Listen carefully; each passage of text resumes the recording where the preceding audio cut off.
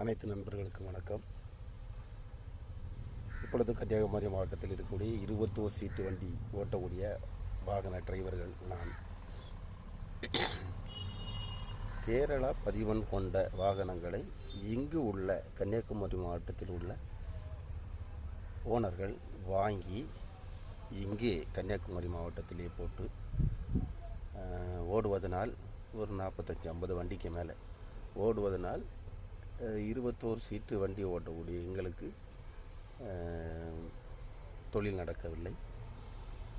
மொத்தமாக தொழில் நடக்கவில்லை. பெரிய கவலைக்கிடமாக இப்பொழுது நடந்து கொண்டிருக்கிறது. இதை கேட்பார்கள் யாரும் இல்லை. காரணம், நாங்கள் 6 மாதத்திற்கு முன்னாடியே இங்கு உள்ள கலெக்டர், ஆர்டிஓ, எஸ்பி எல்லாருக்கும் கொண்டு மனுகளை கொடுத்தோம். மனுகளை கொடுத்த பிறகு மறுபடியும் எங்களை கூப்பிட்டாங்க. மார்த்தாண்டம் ஆஃபீஸுக்கு வாருங்கன்னு கூப்பிட்டாங்க, டிஎஸ்பி ஆஃபீஸுக்கு. அங்கே போய் பேசணும். அங்கே போய் பேசச்சுமே 45-50 பஸ்ஸு ஓனர்கள் இருந்தாங்க. ஆனால் நம்ம மக்களும் ஒற்றுமை கிடையாது. நாங்கள் ஒரு 10-15 பேர் போல் தான் போயிருந்தோம்.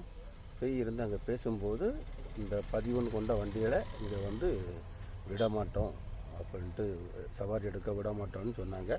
இது வரைக்கும் நடக்கலை. ஒரு 6 மாத காலத்துக்கு முன்னாடி, சபரிமலை சீசனுக்கு முன்னாடி 2024 நடந்த நிகழ்ச்சி.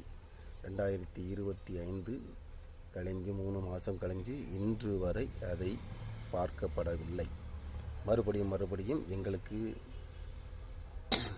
ஒவ்வொரு கம்ப்ளைண்ட்டையும் கொடுத்து ரொம்ப சிக்கி சின்ன அபிநமாகி இன்னும் நலிவடைந்து கொண்டு இருக்கிறோம். இதற்கு விடிவு காலம் வருமா வராதா? தமிழ்நாட்டு அரசுக்கு எங்களுடைய கேள்வி. அனைத்து நண்பர்களுக்கும் வணக்கம். இப்பொழுது கன்னியாகுமரி மாவட்டத்தில் இருக்கக்கூடிய 21 சீட்டு வண்டி ஓட்டக்கூடிய வாகன டிரைவர்கள் நான்.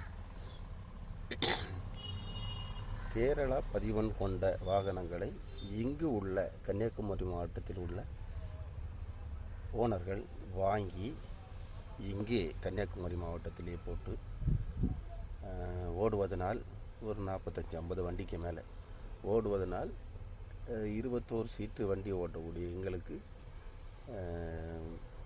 தொழில் நடக்கவில்லை. மொத்தமாக தொழில் நடக்கவில்லை. பெரிய கவலைக்கிடமாக இப்பொழுது நடந்து கொண்டிருக்கிறது. இதை கேட்பார்கள் யாரும் இல்லை. காரணம், நாங்கள் 6 மாதத்திற்கு முன்னாடியே இங்கு உள்ள கலெக்டர், ஆர்டிஓ,